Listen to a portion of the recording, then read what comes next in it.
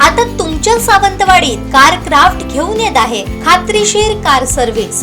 Maruti Suzuki car सर्व्हिसिंगचा मुंबई आणि ठाणे येथील 20 वर्षांचा प्रदीर्घ अनुभव आता आपल्या सेवेसाठी सज्ज। पत्ता car craft services private limited, plot number 21, जुना मुंबई गोवा महामार्ग, चितारी हॉस्पिटल जवळ, कोलगाव भोम, सावंतवाडी। आजच अपॉइंटमेंट बुक करा। जिल्ह्यातील ब्रिटिशकालीन बसस्थानकांमधलं एक बसस्थानक आणि बाजारपेठ फोंडागडमधील आहे। याच बसस्थानकाचा व बाजारपेठेचा आणि अन्य सोयीसुविधांचा विकास गेली कित्येक वर्ष झाला नाही। या जिल्हा परिषद मतदारसंघात नेमकी काय परिस्थिती आहे याचा आढावा घेतलाय आमचे प्रतिनिधी उमेश बुचडे यांनी। पाहूयात।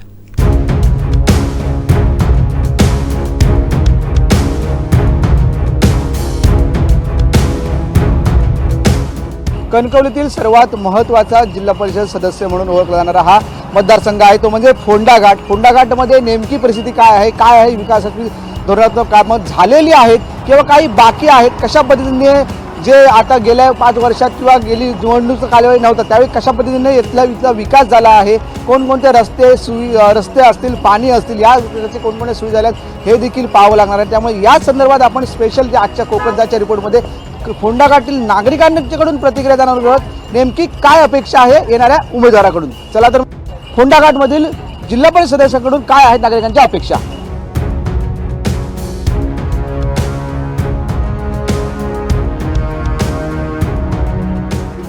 ही निवडणूक येणार जाणार, विकास कामं होतात, इरिगेशन सारखी जागा, MRDC होण्यासारखी जागा कुणी पक्ष येऊन देत, तिथे लक्ष लागून बेकारी वाढली आहे। जवान पोरगे इकडे तिकडे फिरत असतात, नादी बनतात कुठे, यासाठी उद्योग हा महत्त्वाचा आहे। इलेक्शन येणार येणार, पालकमंत्री होणार, आज हे असणार उद्या ते असणार, असं कित्येक चालू आहे वाट। तेव्हा ही बेकारी कुठेतरी प्रश्न पोटाचा आहे। बेरोजगारी आहे, त्यानंतर मग रस्ते आहेत, पाणी आहे, हे प्रश्न सुटले नाही वाटतं। हे बरोबर आहे, रस्त्याचा प्रश्न सुटला, पाण्याचा सुटला, पण बेरोजगाराचा प्रश्न सुटत नाही। त्यामुळे मुलं आता ही पिढी आज दुसऱ्या मार्गाने निघालेली आहे, बेकारी। हो असं अवैध धंद्यांबद्दल आपण सांगतो नाही, अवैध धंदे हे चालूच राहणार हो। किती तरी आणीबाणी 76 इंदिरा गांधी ते धंदे बंद झाले, रत्नागिरी डिस्ट्रिक्ट जिल्हा होता ते बंद नाही झालं, ते आता कुठून हे बंद होणार? हे बंदच होणार नाही। रोजगार निर्मिती हवी असं वाटतं। हो, कुठेतरी MRDC उद्योग वाढला, काही वाढला, हे प्रोजेक्ट आणलेले राजकारण बंद होतात। आज चिराग सिंडिकेट कंपनी, आज 200 माणसाचं पोट, त्यासारखी कंपनी आज बंद आहे। ती जर बंद झाली तर आज फोंड्यातले 500 मुली जगतील। हो, चालू झाली तर येतात जातात, करूया चालू म्हणतात, ऑफिसर येतात, चेक करतात। आज अशी बेकारी वाढली आणि त्यातूनही निष्पन्न होत आहे, काय गोष्टी निर्माण होतात, टाईम असल्यामुळे होतात, त्याच्या पलीकडे काय नाही। कोणाला बबन हल्द्याला जर विचारलं गेलं कामाला मुलगा तेव, तर बबन म्हणतो एका नाक्याला आंबोळी का काही का आंबोळी आणि भाजी का म्हणून सांगतो। त्या ठिकाणी ट्रॉफिक नाही, काय नाही, त्या आंबोळी भाजी किती जणांची खपणार? हे तर बरोबर आहे ना। मग त्यासाठी साहेब रोजगार पाहिजे, खुर्चीच राहणार, हे असं विषय आहे। जिल्हा परिषद निवडणूक होईल, पंचायत समिती निवडणूक होईल, काय अपेक्षा येणाऱ्या उमेदवाराकडून? जिल्हा परिषद आणि पंचायत समिती ही आता जवळजवळ सत्ताधारी पक्ष, आता तुम्हाला माहिती आहे सत्ताधारी पक्ष कोण आहेत। सत्ताधारी पक्षाच्या माध्यमातून आतापर्यंत गावाचा विकास काय झाला। आम्ही ज्यावेळी सत्तेत होतो त्यावेळी सिनियर कॉलेज म्हणा, हॉस्पिटल म्हणा, दवाखाने, इतर सगळ्या विषय, गुरांचा दवाखाना, इतर सगळ्या गोष्टी होत्या। परंतु आत्ता लोकांच्या अपेक्षा आहेत की तलाठी पूर्ण वेळ या गावाला नाही आहे, फौजदार नाही आहे, ग्रामसेवक पूर्ण वेळ नाही आहेत। मग विकास कोणत्या माध्यमातून होतो हे आपल्याला माहिती आहे। आता रस्त्याचा प्रश्न, इथे मोठा वाहतुकीचा प्रश्न आहे। वेळोवेळी आम्ही सूचना करून, वेळोवेळी आंदोलनं करून अद्यापपर्यंत तो विषय निभावण्यात आलेला नाही। तर रस्ता रुंदीकरण हा विषय एकदा संपुष्टात यावा आणि इतर गोष्टी ज्या काय आहेत त्या देखील व्यवहारातून पूर्ण व्हाव्यात असं आम्हाला वाटतं। येणाऱ्या पंचायत समिती आणि जिल्हा परिषद यांच्या माध्यमातून ज्या काही गोष्टी आहेत त्या गोष्टी पूर्णत्वाकडे जावी अशी आमची अपेक्षा आहे। सध्या महायुती होऊ घातलेली आहे, महायुतीकडून ही जी सीट आहे ती शिंदे सेनेला सुटेल की भाजपला, काय वाटतं? ती आता त्यांच्यावर अवलंबून आहे, त्या पक्षावर, त्यांच्या पक्षाच्या कार्यकर्त्यांनी. ही पहिली सीट आता जी होती ती मला वाटतं शिंदे यांच्याकडे होती, त्यामुळे त्यांच्यात तडजोडीत युती झाली तर ते काय होईल ते सांगता येत नाही. कारण मी एका राष्ट्रीय पक्षाचा मी उपाध्यक्ष असल्यामुळे त्यांच्यात काय आता डावपेच आहेत ते काय सांगता येत नाहीत. परंतु युती झाली आणि नाही झाली तरी ह्या समस्या ज्या आहेत त्या पूर्णत्वाने मार्गाला लागाव्यात असं आम्हाला वाटतं. सिंधुदुर्ग जिल्ह्यामध्ये इंग्रजांच्या काळातली पहिली 3 बसस्थानकं होती, ती म्हणजे देवगड, सावंतवाडी आणि फोंडाघाट.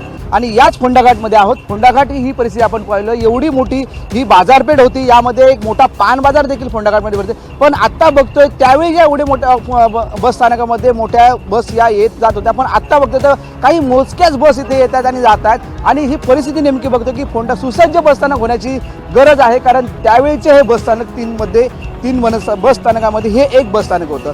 आणि अशाच पद्धतीने ही जी बाजारपेठ आहे ही देखील मोठी होती, कारण कोल्हापूरवरून प्रथम येताना याच बाजारपेठेमध्ये यावं लागत होतं आणि नंतर बाजार करावा लागत होता. आणि अशा परिस्थिती ही बाजारपेठ आहे. तरी देखील या जिल्हा परिषद मतदारसंघामध्ये नेमकी काय परिस्थिती आहे ती देखील आपण जाणून घेणार आहोत काही नागरिकांकडून. चला तर मग पाहूया काय आहेत नागरिकांच्या आणि ग्रामस्थांच्या म्हणण्या. फोंडाघाट सगळा परिसर चांगलो हा, पण स्वच्छता चांगली नाही आहे. बाहेरतून येणारे संडास बाथरूमला जाणारे लोक पाठी येतात आणि बाहेर लघवी करतात, त्याच्यामुळे दुर्गंधी वाढते. याला जबाबदार कोण आहे? फोंडाघाटचा विकास व्हायला पाहिजे. हा विकास व्हायला पाहिजे. आणखी काही अपेक्षा फोंडाघाट जे आता जिल्हा परिषद मतदार उमेदवार आहेत त्यांच्याकडून काय अपेक्षा? उमेदवारांकडे काय अपेक्षा नाही आहे आपली, ते काय त्यांच्या परीने काम करणार. विकास व्हायला पाहिजे, स्वच्छता ही पाहिजेच ना. रिक्षा व्यावसायिकात काय रिक्षा धंद्याची परिस्थिती आहे? रिक्षा धंद्याचे म्हणजे भरपूर पैसे मिळतात रोज. पेट्रोल महाग, ह्या महाग, ता महाग, गाड्यांच्या किमती वाढल्या, 10 रुपयाचा धंदा भावाने होत नाही. मग रिक्षावाल्यांनी बायको मुलांना कसं फसवायचं, शिक्षण कसं करायचं, बरोबर ना? काय चुकीचा बोलतोय आम्ही? रोजगार कुठे 100 मिळतात किंवा 50 मिळतात, आणि बँकेचे 4-4, 5-5 हजार रुपये हप्ते कुठून भरायचे आपण? हा विषय आहे ना. व्यवसायामुळे सांगतो, मंदी आहे, व्यवसाय मंदी भरपूरच आहे. ॲक्च्युली कोणी कोण अधिकारी असतील त्यांनी येऊन तिथे चौकशी करावी. झेडपी आणि पंचायत समिती दोन्ही इलेक्शनं घातलेली आहे आणि ती आता जवळच आलेली आहेत. अपेक्षा म्हणजे काय, विकास कामं झाली पाहिजेत, झेडपीचे नियम माहिती पाहिजेत. असे उमेदवारसुद्धा कोण राहत नाही किंवा डेअरिंग करत नाही पैशाच्या आर्थिक उलाढालीमुळे, थोडे बाजार होतात त्यामुळे. आणि चांगले लोक म्हणजे का भितात आणि कशासाठी भितात हे शोधलं पाहिजे. आणि त्यांनी बाहेर येणं काळाची गरज झालेली आहे. कारण हा पैसाच म्हणजे राजकारण. किंवा माझं प्रामाणिक मत सांगायचं म्हणजे, आधी झेडपीचं तुम्ही म्हटलात तर झेडपीला किंवा ग्रामपंचायतीपासून वरपर्यंत म्हणा, नगरसेवक, सेवक म्हणून हा शब्द आहे, तो शब्दच यांनी बदलून टाकलेला आहे. खरं सांगायचं म्हणजे आता सेवा ही विशेष संपला आणि हे वेगळं काहीतरी रूपांतर झालेलं आहे. आमदार, खासदार किंवा साधे ग्रामपंचायत झाले, झेडपीचे झाले तर केवढे आणि किती मोठे आहोत. खरं उदाहरण असं आहे की ह्यांनी सेवा करायची आहे. उदाहरणार्थ माझं म्हणणं, ही पदं म्हणजे गाडगे महाराज, गांधी, बापू गांधी असे म्हणजे त्यावेळीचे. त्यांनी उदाहरण सांगायचं म्हणजे त्यांनी लोकांना कपडे नाही म्हणून आपल्या अंगावरचे काढले, म्हणून ते राष्ट्रपिता झाले. आणि अशा प्रकारे ह्यांनी दाखवावं जनतेची सेवा करून. निदान आपल्या खिशातला 1ही रुपया घालू नये. आजच्या काळात अशी लोकांची अपेक्षा आहे, मतदारांची अपेक्षा आहे की गव्हर्नमेंटचा पैसा आहे किंवा शासनाचा पैसा आहे, तो जरी आमच्या मतदारांसाठी योग्यरित्या नियोजन केला तरी कितीतरी काय केलात, आजच्या क्षणाला असं वाटतंय मतदारांना ते सुद्धा होत नाही. पण काही मतदारांना देखील अपेक्षा आहेत उमेदवाराकडून. मग ह्यांनी ते वातावरण तसं केलं, त्यामुळे मगाशीच मी पहिल्या मुद्द्यात सांगितलं, चांगले लोक गप्पच बसले आहेत. अशा प्रवृत्तीचे लोक बाहेरच येत नाही. ते कुठेतरी मीडियाने, तुमचाही स्तंभ काय महत्त्वाचा आहे, मीडिया म्हणजे तुम्ही वगैरे अशी जागृती करून ते मुळावर आणणं गरजेचं आहे. तर हे टिकेल, नाहीतर आपलं कुठे भरकटत जाऊ आणि चांगल्या लोकांना किंमतच राहणार नाही आणि चांगले गणतेतच येणार नाही. कारण हे मॉपमध्ये भरपूर ही संख्या मॉप होणार आणि चांगले हे माप होणार. अशा मताचा मी आहे. तर हे कुठे तुम्ही सहकार्य करून मीडियाने म्हणा, पत्रकारांनी म्हणा, सगळ्यांनी जे प्रयत्न करून कुठेतरी थांबण्याची काळाची गरज आहे. नाही तर आज हे फोफावत चाललेलं आहे, रोपाचं वटवृक्ष झालेलं आहे. कधी हे संपेल हे सांगता येत नाही आणि ह्या स्टेशनवर आलेलं आहे संपण्याच्या. त्याच्या आधी आपण सगळ्यांनी प्रयत्न करून थांबण्याचं प्रयत्न करूयात. हे सगळं त्यांचं षडयंत्र थांबवायचं. पैसा म्हणजे राजकारण नव्हे, समाजसेवा म्हणजे राजकारण. आता सध्या तरी परिस्थिती चांगली आहे, म्हणजे ट्रान्सपोर्ट वगैरे चांगलं आहे इथे, म्हणजे मालाची ये जा चांगली चालू आहे. थोडा ट्रॅफिकचा त्रास होतो आहे, पण इतर सगळ्या गोष्टी चांगल्या आहेत. जुनं बस स्थानक होतं त्याचं अजून रिनोव्हेशन नाही, स्वच्छता हा, बस स्थानकचं रिनोव्हेशन झालं काय नाही. अन्य अपेक्षा काही नाही, ते झालं पाहिजे. म्हणजे आता अद्यावत एस टी स्टँड वगैरे त्यांची जे संडास लगवीची सोय चांगल्या प्रकारे होत नाही. व्यापाऱ्यांची नेमकी भरभराटी आहे, व्यवसाय होतो चांगला. हाच चाललाय व्यापार, म्हणजे प्रत्येकाच्या आज करण्यावर सगळं चाललं आहे. आणि असं आता अत्याधुनिक जे जग आहे याच्यात थोडंफार कॅम्पिटिशन हे मोठ्या प्रमाणावर चाललं आहे. त्यात आपण टिकाव धरून पुढे गेलं पाहिजे, गिरायकांशी सौजन्याने वागलं पाहिजे. या गोष्टी आपण पाळल्या पाहिजेत आणि आपला धंदा म्हणजे वेळच्या वेळ टाईम टू टाईम येऊन ते दररोजच्या दररोज केला पाहिजे. निवडणूक येते, उमेदवारांकडून काय अपेक्षा असेल? उमेदवारांकडून अपेक्षा म्हणजे रस्ते, पाण्याची वगैरे सोय अजून गैरसोय आहेच. पूर्ण आमच्या इकडचा गोंसरी रोड, हे रोड झालेच नाहीत. म्हणजे त्यामुळे ट्रॅफिकला म्हणजे जाण्या येण्याचा खूपच त्रास होतो. आमच्या घरी जाण्याचा तर रस्ता अजिबातच चांगला नाही. जुना बाजार म्हणून बाजारपेठ पूर्वीची आहे, तिथे रस्ता, आमचं घर आहे, तिथे जायचा रस्ताच चांगला नाही. ते रस्ते वगैरे झाले पाहिजेत अशी एक अपेक्षा आहे. आपण बघितलं तर फोंडाघाटमधील ग्रामस्थांनी वेगवेगळ्या प्रतिक्रिया दिल्या आहेत. काही सांगितलं की विकास कामं होणं गरजेचं आहे, काही सांगितलं विकास कामं झालेली आहेत, वाहतुकीची कोंडी आहे असं देखील काही सांगितलं.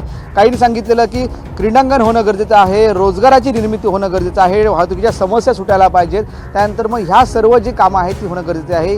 गेली 7 ते 8 वर्ष यामध्ये जो विकास कामं जी नाही झाली ती विकास कामं येणाऱ्या उमेदवारांनी करावीत अशी अपेक्षा आहे. पण ज्या विकास कामाच्या दृष्टिकोनातून नागरिकांच्या प्रतिक्रिया आहेत तर बऱ्याच अपेक्षा त्यांनी उमेदवारांकडून व्यक्त केलेल्या. त्यामुळे येणारा उमेदवार नेमकी काय आश्वासनं देतोय हे देखील आता पाहावं लागणार आहे. कॅमेरामॅन साहिल बागवेसह उमेश बुचडे, कोकण सात लाईव्ह, कणकवली.